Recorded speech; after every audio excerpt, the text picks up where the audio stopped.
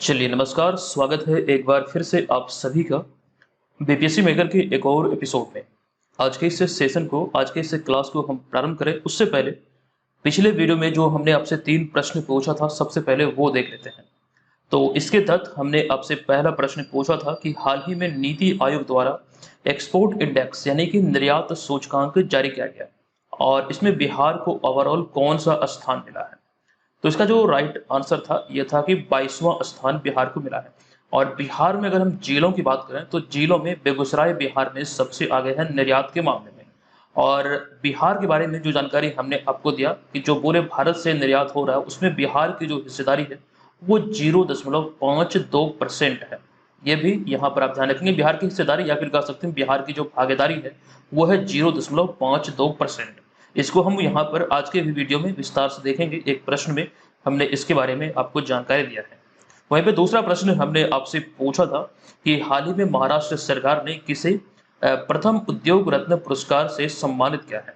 ये 2023 में इसका पहला संस्करण अभी हाल ही में किन्हें देकर सम्मानित किया गया। तो राइट आंसर होगा रतन टाटा।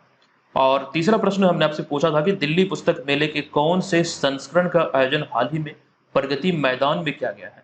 तो आपको ध्यान रखना ये इसका 27वां संस्करण था। कोशिश कीजिए कि जो भी प्रश्न आप लोगों से पूछे जाते हैं आप लोग उसे कमेंट बॉक्स में लिखें और सारी जानकारी विस्तार पूर्वक लिखें।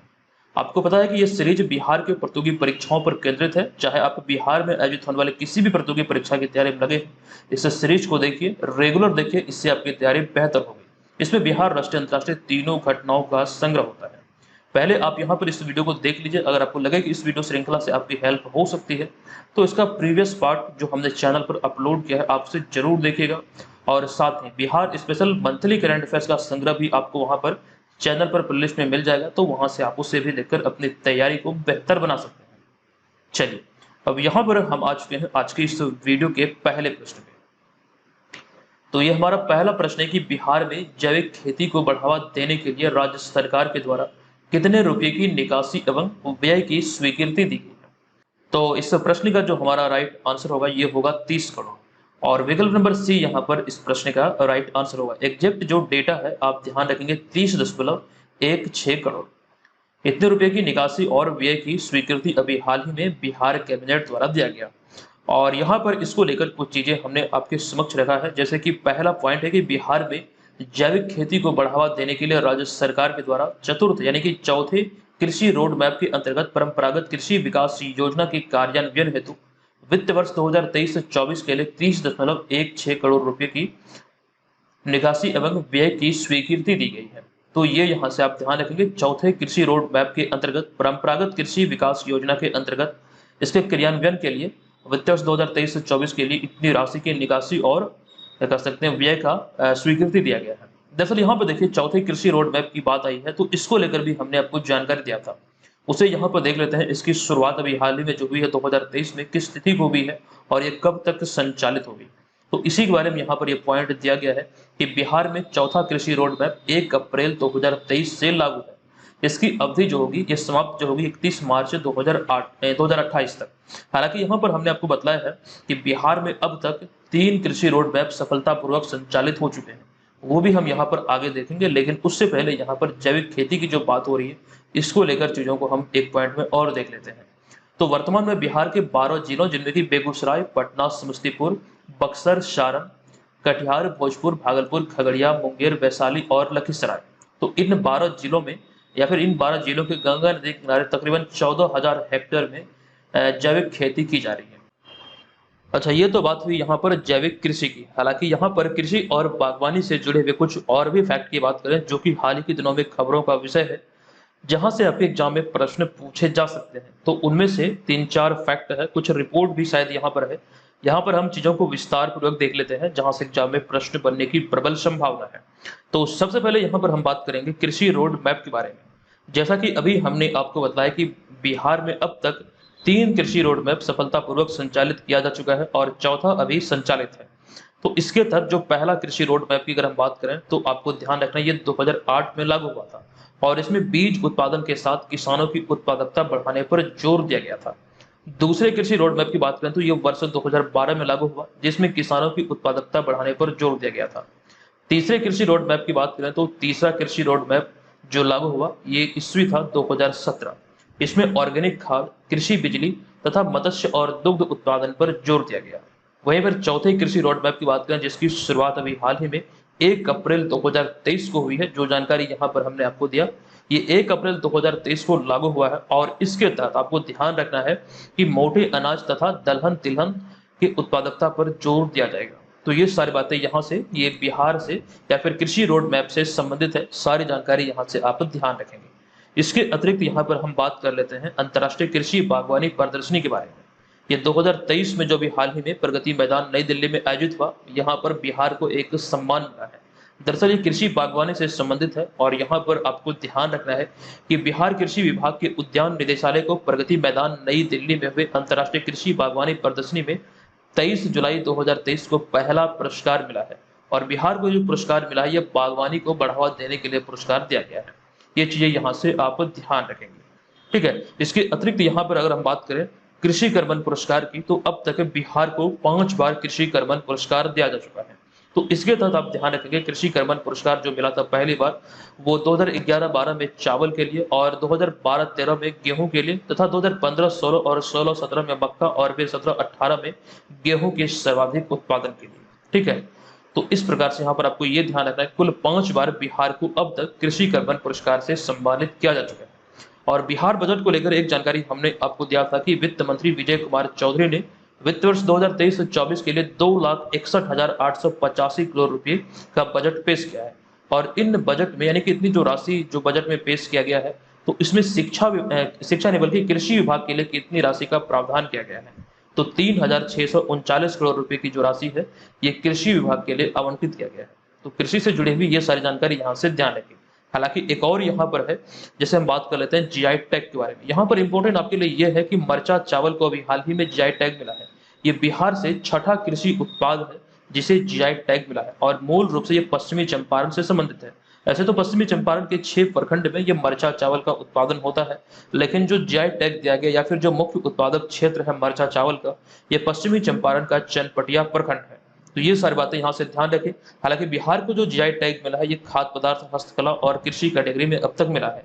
जो 5वां उत्पाद था कृषि कैटेगरी में वो कौन था, वो था मिथिला मकारा, जिसे कि 2022 में जीआई टैग से सम्मानित किया गया था। और किसी वस्तु या फिर उत्पाद को जो जीआई टैग मिलता है ये 10 वर्ष की अवधि के लिए दिया जाता है। और इसके अतिरिक्त यहाँ पर यह ध्यान रखें किसी वस्तु या फिर उत्पाद को जो जीआई टैग मिलता है इससे उसकी इंटरनेशनल मार्केटिंग आसान होती है, उसे एक अलग पहचान मिलती है। और जीआई टैग रजिस्ट्री का जो मुख्यालय है ये चेन्नई तमिलनाडु में है, ठीक है। तो जीआई टैग के बारे में यहाँ से ये सारी बातें ध्यान रखिए। इसके अतिरिक्त बिहार से जुड़ी हुई एक और जानकारी है, उद्यान निदेशालय के भी हाल ही में आई थी। उद्यान निदेशालय भारत सरकार की एक हालिया रिपोर्ट है और इस रिपोर्ट को यहाँ पर बिहार के संदर्भ में आपके समक्ष रखा गया है।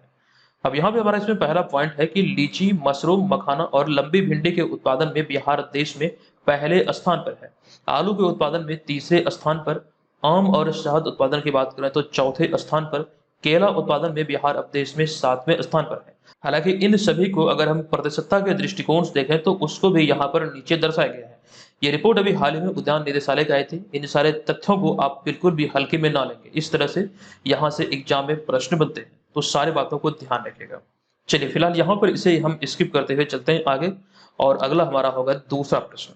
ये प्रश्न है कि नीति आयोग द्वारा जारी एक्सपोर्ट इंडेक्स में निर्यात के मामले में बिहार का कौन सा जिला राज्य में शीर्ष स्थान पर है। तो इसका जो राइट आंसर होगा ये होगा विकल्प नंबर ए यानी कि बेगूसराय जिला। हालांकि इसको लेकर जानकारी हमने पिछले वीडियो में भी दिया था और वहां पर हमने आपको बताया था कि बिहार को जो स्थान मिला, कौन सा स्थान मिला है। तो यहाँ पर उसी सब बातों का जिक्र हमने एक बार फिर से किया है, यह बहुत इंपॉर्टेंट है, इसलिए यहाँ पर हमने एक बार पुनः इसे विस्तार पूर्वक आपके समक्ष प्रस्तुत किया है। जैसे कि पहला पॉइंट है कि नीति आयोग ने हाल ही में एक्सपोर्ट इंडेक्स जारी किया है जिसमें बिहार को देश में ओवरऑल 22वां स्थान प्राप्त हुआ है। इस रिपोर्ट के अनुसार मौजूदा समय में बिहार में सबसे अधिक निर्यात बेगूसराय जिला से हो रहा है, यही यहाँ पर प्रश्न में पूछा गया था, ठीक है। और उसके बाद अगले पॉइंट की बात करें तो इस रिपोर्ट के अनुसार अभी देश का कुल निर्यात में बिहार का मात्र 0.52% ही भागीदारी है, ठीक है। अभी बिहार धीरे धीरे इस मामले में आगे बढ़ रहा है, लेकिन वर्तमान समय के दृष्टिकोण से देखें तो 0.52% ही बिहार की भागीदारी है कुल निर्यात में। वहीं पर अगले पॉइंट की बात करें, एक्सपोर्ट इंडेक्स के तहत जो अन्य पैमाने होते हैं उसके बारे में यहाँ पर लिखा गया है कि इसके अतिरिक्त एक्सपोर्ट इंडेक्स के अन्य पैमाने पर बिजनेस इकोसिस्टम में बिहार को 27वां स्थान मिला, निर्यात नीति में 13वां स्थान, निर्यात इकोसिस्टम में 25वां स्थान, और इसके बाद निर्यात परफॉर्मेंस में 29वां, और लैंडलॉक स्टेट से होने वाले निर्यात में बिहार को 9वां स्थान मिला है।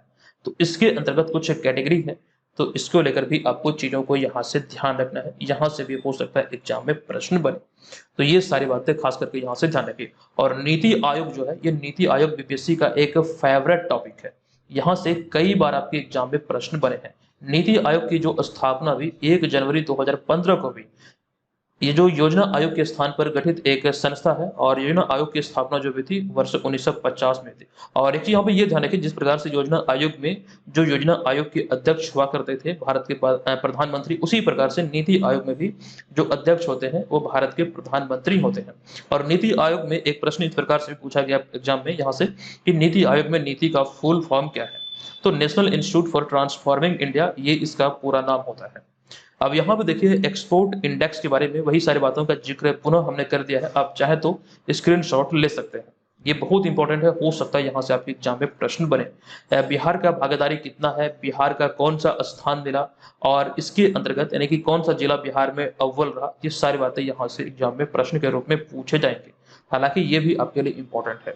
चलिए यहाँ पर हम इसे स्किप करते हुए चलते हैं अगले प्रश्न पे। लेकिन उससे पहले ये ध्यान रखेंगे, जितने भी छात्र घर बैठे रहकर बीपीएससी एग्जाम की तैयारी में लगे हैं, आप बीपीएससी मेकर ऐप पर इस वाले कोर्स को परचेज कर सकते हैं। आपको ध्यान रखना है, इसी कोर्स में आपका बीपीएससी एग्जाम के लिए जो एग्जाम आपका 30 सितंबर को आयोजित होना है, इसमें आपको 40 फुल लेंथ प्रैक्टिस सेट मिलने वाले हैं, जिसके माध्यम से आप घर बैठे अपनी तैयारी का सही तरीके से आकलन कर सकते हैं। ये टेस्ट आपका ऑनलाइन होगा, साथ ही इसका सॉल्यूशन का पीडीएफ भी आपको दिया जाएगा। सारे प्रश्नों का वहां पर समग्र विश्लेषण आपको पीडीएफ में मिल जाएगा, हिंदी माध्यम में आपके लिए उपलब्ध है। हजारों छात्र इसे ज्वाइन कर चुके हैं, आप भी इसे ज्वाइन कर सकते हैं। इसमें अभी दरअसल एक ऑफर आई है, ऑफर का लाभ लेने के लिए जब आप इस कोर्स को परचेज करेंगे तो वहां पर एक प्रोमो कोड का आपको इस्तेमाल करना है, BM100, यानी कि BM100 प्रोमो कोड का इस्तेमाल करेंगे तो यहाँ पर इस कोर्स में तकरीबन आपको 50% का डिस्काउंट मिल जाएगा। ठीक है, तो आप लोग इसे ज्वाइन कर सकते हैं। चलिए अब यहाँ पर हम चलते हैं आज के इस वीडियो के अगले प्रश्न पे। हमारा अगला तीसरा प्रश्न है कि निम्नलिखित में से किन्हें हाल ही में लोकमान्य तिलक पुरस्कार से सम्मानित किया गया है? तो राइट आंसर होगा यहाँ पर विकल्प नंबर बी, यानी कि माननीय प्रधानमंत्री श्री नरेंद्र मोदी को अभी हाल ही में लोकमान्य तिलक पुरस्कार से सम्मानित किया गया।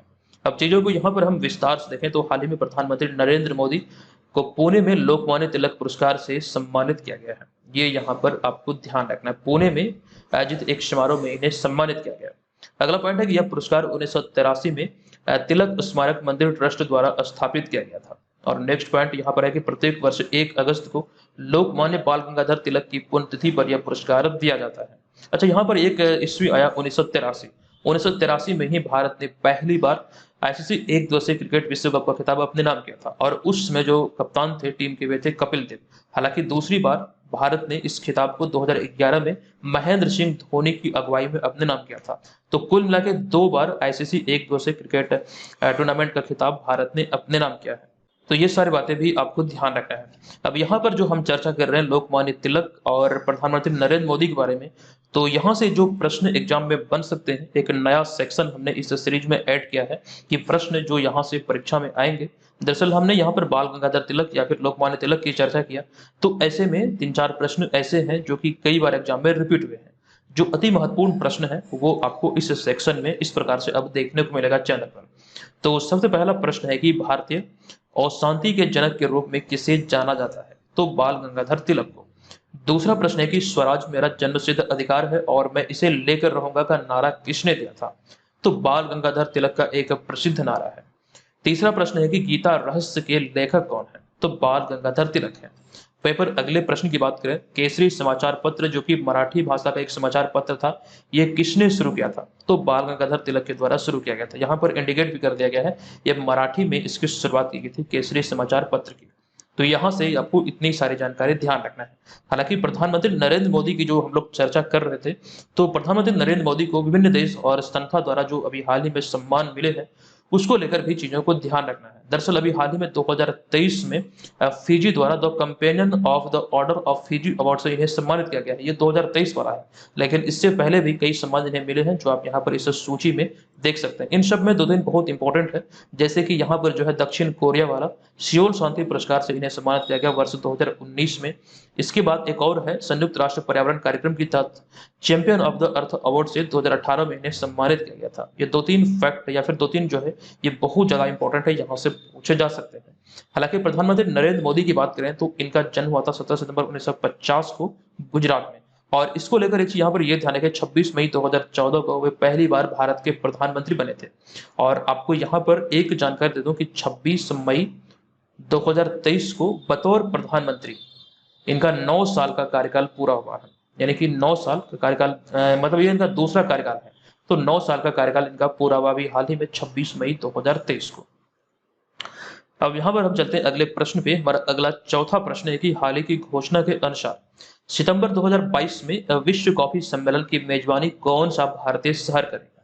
जो घोषणा हुई है इसके आधार पर इसका राइट आंसर होगा कर्नाटक की राजधानी बेंगलुरु, यानी कि विकल्प नंबर ए यहाँ पर इस प्रश्न का राइट आंसर होगा।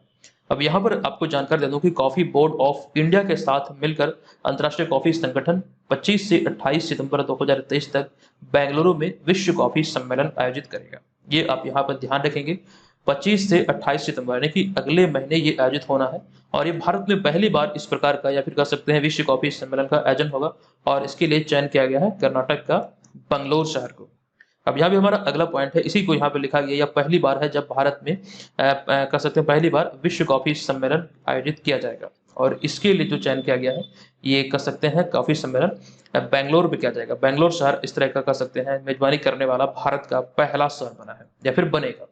वहीं पर अगले पॉइंट की हम बात करें, यहाँ पर दरअसल बेंगलोर कर्नाटक की बात हुई, तो ऐसे में एक जानकारी हमने आपको दिया था, आपको याद होगा, ये जानकारी संबंधित था वर्ल्ड सिटीज कल्चर फोरम से। दरअसल कर्नाटक की राजधानी बेंगलुरु अभी हाल ही में वर्ल्ड सिटीज कल्चर फोरम में शामिल होने वाला या फिर इसका हिस्सा बनने वाला पहला भारतीय शहर बना था। ये जानकारी आपको याद होगा 2 से 3 दिन पहले ही हमने आपको दिया था। हालांकि समग्र रूप से देखा जाए तो बेंगलुरु इसमें 41वां शहर बना है। पूरे दुनिया से जो इसमें 40 शहर पहले से ही शामिल थे, और बेंगलुरु को जो स्थान मिला ये 41वां स्थान मिला है। लेकिन भारत के दृष्टिकोण से, भारत के सापेक्ष में देखें तो भारत का ये पहला शहर है जो कि वर्ल्ड सिटीज कल्चर फोरम में शामिल हुआ है। ये यहाँ से ध्यान रखिए। नेक्स्ट अब यहाँ पर हम चलते हैं अगले प्रश्न पे। 5वां प्रश्न है कि लोकसभा अध्यक्ष ओम बिरला ने हाल ही में किस राज्य में एक नए विधानसभा भवन का उद्घाटन किया है?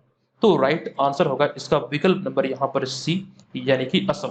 अब यहाँ पर हम इनसे संबंधित तथ्यों की चर्चा करते हैं। तो पहला पॉइंट है कि लोकसभा अध्यक्ष ओम बिरला ने या फिर इनके द्वारा 30 जुलाई 2023 को गुवाहाटी में नए विधानसभा भवन का उद्घाटन किया गया। ये असम का नया विधानसभा भवन था जिसका उद्घाटन अभी हाल ही में लोकसभा अध्यक्ष ओम बिरला के द्वारा किया गया। अगला पॉइंट है कि असम में विधानसभा की जो निर्धारित सीटें हैं वो 126 है। हालांकि बिहार को लेकर भी आपको ध्यान रखना है, ये बिहार में इसकी संख्या 243 है। अगला पॉइंट है कि असम विधानसभा की जो स्थापना हुई थी ये 7 अप्रैल 1937 को हुई थी, और वर्तमान में असम के मुख्यमंत्री हेमंत बिश्व शर्मा, और इसके बाद जो असम की जो राज्यपाल है वर्तमान में यह है गुलाब चंद कटारिया। तो ये असम के मुख्यमंत्री और राज्यपाल के बारे में भी आपको ध्यान रखना है।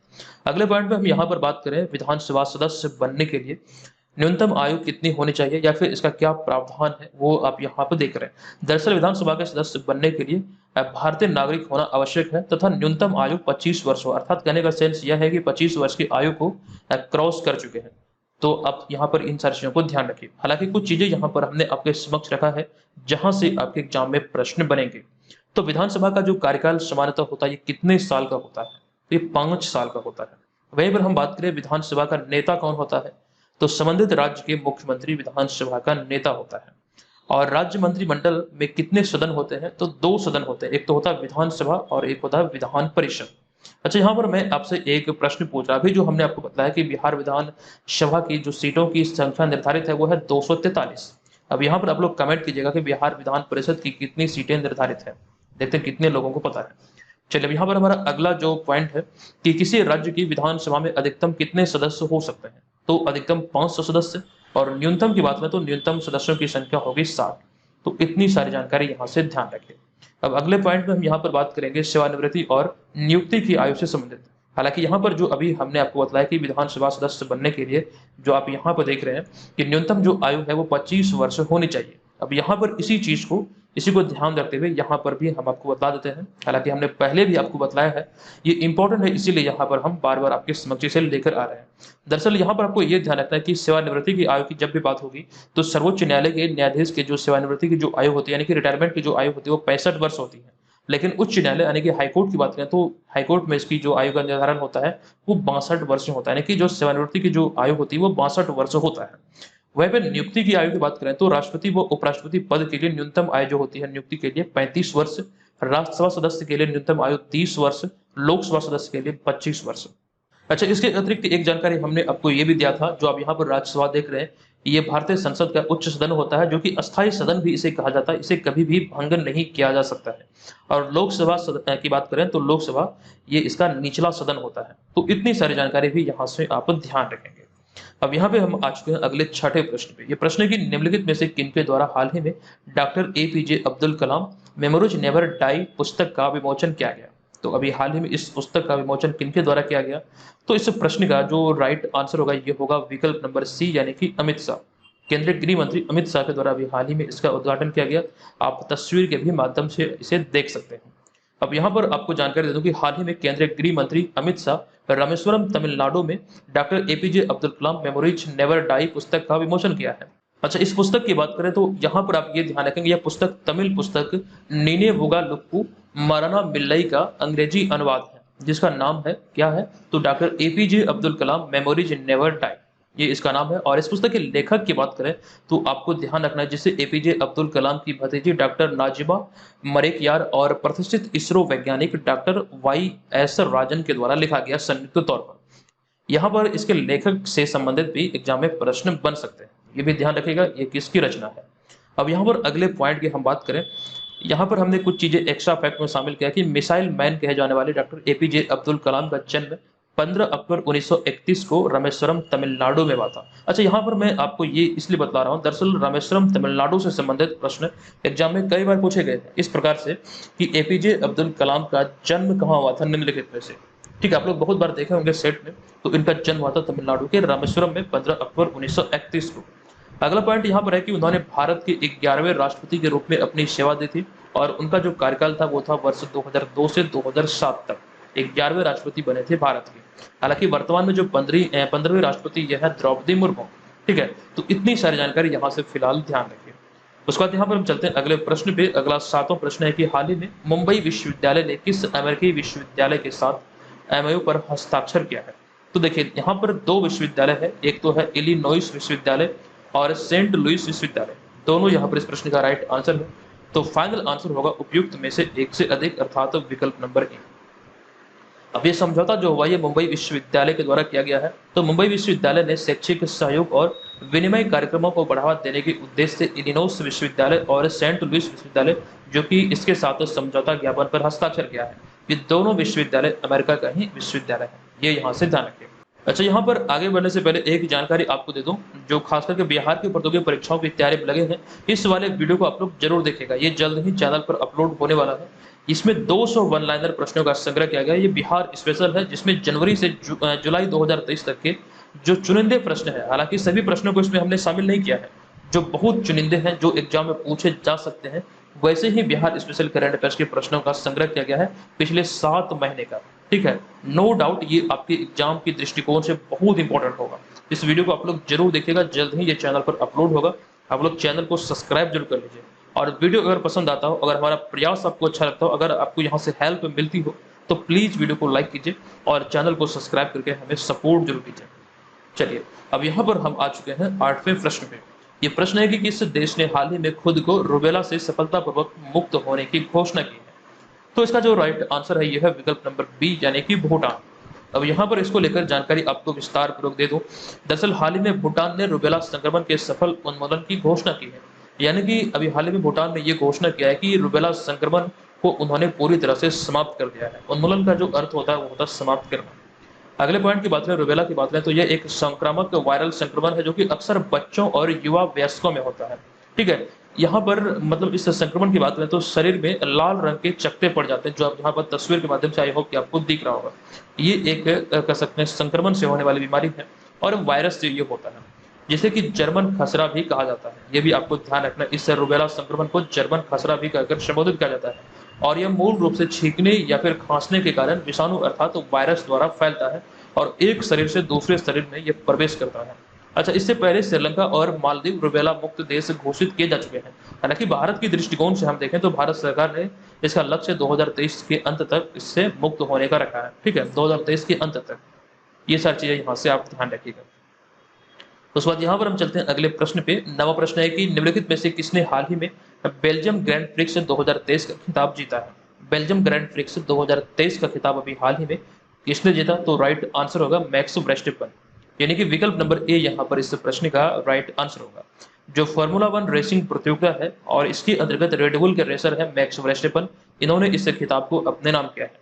उसी को यहाँ पे लिखा गया कि फार्मूला 1 रेसिंग प्रतियोगिता के रेडबुल के रेसर मैक्स वर्स्टेपन ने हाल ही में बेल्जियम ग्रैंड प्रिक्स 2023 का खिताब जीता है और उनकी बेल्जियम ग्रैंड प्रिक्स में लगातार 8वीं जीत है यह। हालांकि इसके अतिरिक्त यहाँ पर कुछ चीजों की बात करें तो इसमें दूसरे स्थान पर रेडबुल के ही सर्जियो पेरेज रहे और वहीं पर तीसरे स्थान की बात करें तो तीसरे स्थान पर फेरारी के रेसर चार्ल्स लेक्लर रहे। ये यहाँ पर आपको ध्यान रखना है। हालांकि अब तक 2023 में ये जो प्रतियोगिता आयोजित होती है फार्मूला 1 रेसिंग प्रतियोगिता, इसके विजेताओं की सूची भी हमने आपको बताया है। आप यहाँ पर इसे पुनः देख सकते हैं कि इससे पहले जो आयोजित हुआ ब्रिटिश ग्रैंड प्रिक्स, ये भी मैक्स वर्स्टेपन ने। हालांकि इससे पहले कनेडियन, स्पेनिश, मोनाको, इमिलिया रोमेग्ना, ये तो हालांकि रद्द हो गया था। ये सभी जो आप यहाँ पर देख रहे हैं लगभग सभी में आपको मैक्स वर्स्टेपन नाम ही दिखेगा। ये सभी जो 2023 का रेसिंग प्रतियोगिता का जो अवार्ड है या फिर जो किताब है वो रेडबुल ने ही अपने नाम किया है। हालांकि कई जगहों पर आपको सर्जियो पेरेज भी दिखेगा, लेकिन अधिकतर जगहों पर ये नाम दिखेगा आपको मैक्स वर्स्टेपन। ठीक है, तो ये चीजें यहाँ से ध्यान रखिएगा। चलिए अब यहाँ पर हम चलते हैं अगले प्रश्न पे। अगला 10वां प्रश्न है कि भारत बांग्लादेश भूमि समझौते की कौन सी वर्षगांठ हाल ही में मनाई गई है? तो इसका राइट आंसर होगा अभी हाल ही में इसकी 8वीं वर्षगांठ बनाई गई।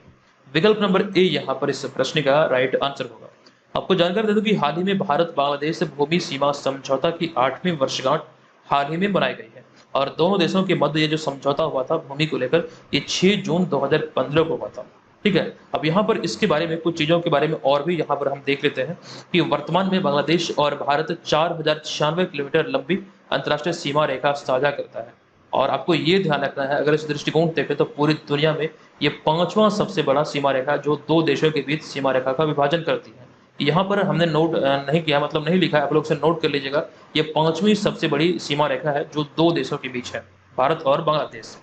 कुछ चीजें यहाँ पर और भी है, जैसे कि 17 अगस्त 1947 को भारत के विभाजन के बाद जो भारत और पाकिस्तान का विभाजन हुआ था, तो इसके बाद रेड क्लिफ रेखा भारत और पूर्वी पाकिस्तान के बीच सीमा रेखा बनाई गई थी। जो पूर्वी पाकिस्तान, जैसे कि आप लोग बांग्लादेश के नाम से जानते हैं, तो ये दोनों के बीच में सीमा रेखा का निर्धारण हुआ था रेड क्लिफ रेखा से 17 अगस्त 1947 को। लेकिन 1971 में जब बांग्लादेश मुक्त हुआ, यानी कि बांग्लादेश को जब आज़ादी मिली 1971 में, तो यही रेखा भारत और बांग्लादेश के बीच सीमा रेखा बन गई। तो ये भी चीजें यहाँ से आपको ध्यान रखना है। आइए अब यहाँ पर इसे मैप से हम लोग देखते हैं। दरअसल यहाँ पर जो हमने आपको जानकारी दिया 4096 किलोमीटर ये अंतर्राष्ट्रीय सीमा रेखा को साझा करता है भारत और बांग्लादेश। तो आप यहाँ पर मैप पर देख सकते हैं कि ये भारत में यहाँ पर ये बांग्लादेश की स्थिति, ग्रीन एरिया जो है ये बांग्लादेश की स्थिति को दर्शा रहा है। इसको आप यहाँ पर बड़े इमेज में देख सकते हैं, ये बांग्लादेश है और भारत के साथ जो सीमा रेखा का निर्धारण होता है आप यहाँ पर देख सकते हैं कुछ इस प्रकार से, साइड बाय साइड इस प्रकार से। आपको ध्यान रखना कि 4096 किलोमीटर सीमा रेखा को साझा करता है। आप यहाँ पर भी तस्वीर में देख सकते हैं, कुछ इस प्रकार से आपको दिख रहा होगा। चलिए अब यहाँ पर हम चलते हैं अगले प्रश्न पे। हमारा अगला होगा 11वां प्रश्न। ये प्रश्न है कि दुनिया के सबसे बुजुर्ग व्यक्ति कहे जाने वाले किस देश के जॉस पोलिनो गोम्स का 127 वर्ष की उम्र में निधन हो गया? तो इसका जो राइट आंसर होगा ये होगा विकल्प नंबर बी, यानी कि ब्राजील। अब यहाँ पर यह ध्यान रखिए, ब्राजील के जॉस पोलिनो गोम्स जो कि दुनिया के सबसे बुजुर्ग व्यक्ति कहे जाते थे, उनका 127 वर्ष की आयु में या फिर उम्र में हाल ही में निधन हुआ है। हालांकि आपको यह भी ध्यान रखना कि 128वीं जन्मदिन के महज 7 दिन पूर्व ही इनका निधन हुआ, या फिर तकरीबन कह सकते हैं तकरीबन 128 वर्ष के बाद इनका निधन हुआ है। ठीक है, ये चीज यहाँ से ध्यान रखिए। 7 दिन और जी जाते तो 128 वर्ष इनका पूरा हो जाता। अब यहाँ पे हमारा अगला पॉइंट है, इससे पहले फ्रांसीसी महिला जीन कैलमेंट के पास जीवित रहने वाली सबसे उम्रदराज व्यक्ति का खिताब था, जिनका 1997 में 122 वर्ष की आयु में निधन हुआ था। तो ये भी यहाँ से आप ध्यान रखेंगे। नेक्स्ट 12वां नंबर प्रश्न है कि दूर संचार विभाग का अतिरिक्त प्रभार निम्नलिखित में से किन्हें सौंपा गया है? तो राइट आंसर होगा अपूर्व चंद्र को, जिन्हें आप यहाँ पर इस तस्वीर में देख सकते हैं। अपूर्व चंद्र यानी कि विकल्प नंबर सी यहाँ पर इस प्रश्न का राइट आंसर होगा। यहाँ पर देख सकते हैं कि सूचना और प्रसारण सचिव अपूर्व चंद्र को हाल ही में दूर संचार विभाग के सचिव का अतिरिक्त प्रभार सौंपा गया है। ये आप ध्यान रखेंगे, सूचना और प्रसारण विभाग के सचिव हैं अपूर्व चंद्र, जिन्हें अभी हाल ही में अतिरिक्त प्रभार दिया गया है दूर संचार विभाग का। ये भी चीजें यहाँ से ध्यान रखिए। तो आज के इस वीडियो को यहाँ पर हम समाप्त करते हैं, और जानकारी हमने आपको इस कोर्स के बारे में दिया था, आप इस कोर्स को ज्वाइन कर सकते हैं। इस कोर्स में बहुत सारे मटेरियल हैं जो कि आपको एक नाम मात्र फी पर उपलब्ध कराया गया है। हजारों छात्र ऑलरेडी इसे ज्वाइन किए हुए हैं, तो आप भी इसे ज्वाइन कर सकते हैं। चलिए, अब यहाँ पर हम आ चुके हैं आज के इस वीडियो के प्रश्न पे। 3 प्रश्न है। पहला प्रश्न है कि बिहार में जातिगत गणना पर रोक अब उच्च न्यायालय पटना ने हटा दिया है। बताएं कि किस तिथि से जातिगत जनगणना बिहार में शुरू हुई थी, या फिर इसकी शुरुआत कब से हुई थी। दूसरा प्रश्न है किनके द्वारा हाल ही में understanding life long learning for all in society अर्थात उल्लास नामक मोबाइल ऐप किनके द्वारा शुरू किया गया या फिर लॉन्च किया गया। तीसरा प्रश्न है कौन सी महिला क्रिकेटर आईसीसी आचार संहिता का उल्लंघन करने वाली पहली महिला क्रिकेटर बनी है। ये सभी जानकारी ऑलरेडी हमने आपको दिया है। कमेंट बॉक्स में जाइए और बताइए इसका राइट आंसर क्या होगा। ठीक है, तो दोस्तों आज की इस वीडियो को हम यहाँ पर समाप्त करते हैं। मिलेंगे नेक्स्ट वीडियो में, तब तक के लिए धन्यवाद। जय हिंद।